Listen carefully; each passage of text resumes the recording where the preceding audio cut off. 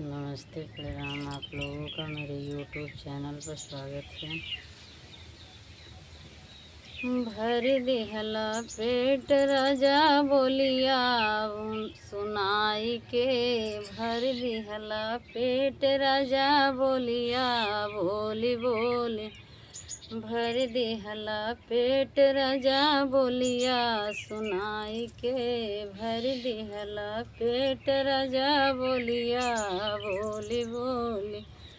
भर दिहला पेट राजा बोलिया बोली बोली, भर दिहला पेट राजा बोलिया बोली बोली, दिहला पेट राजा बोलिया सुनाई के। सासु काव करी हैं ससुर काव करी हैं, सासु काव करी हैं ससुर काव करी हैं, चली जावे राजा हम बपई बुलाई के,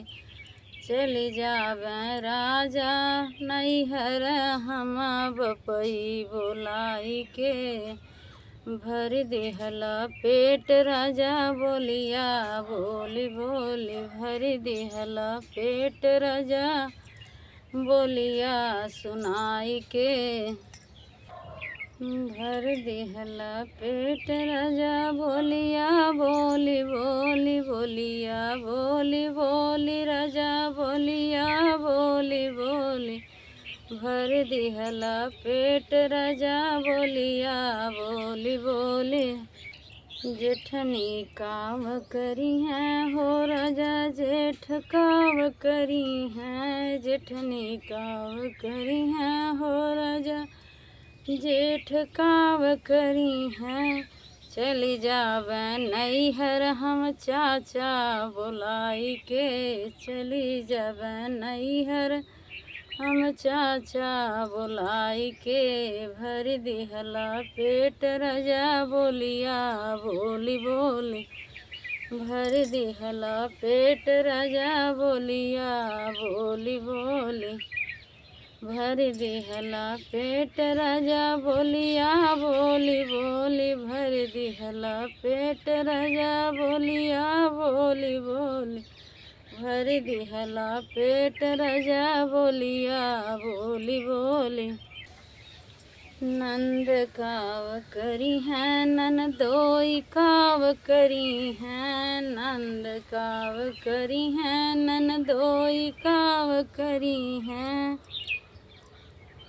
चली जावे राजा हम नैहर वीरना बुलाई के, चली जावे नैहर हम राजा वीरना बुलाई के,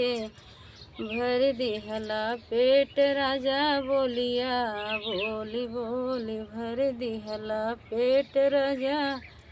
बोलिया बोली बोली,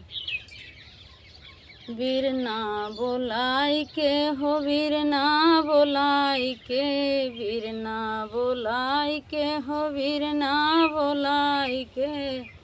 चली जावे नैहर हम वीरना बोलाई के, चली जावे नैहर हम वीरना बोलाई के, भर दिहला पेट राजा बोलिया बोली बोली, भर दिहला पेट राजा बोलिया बोली बोली।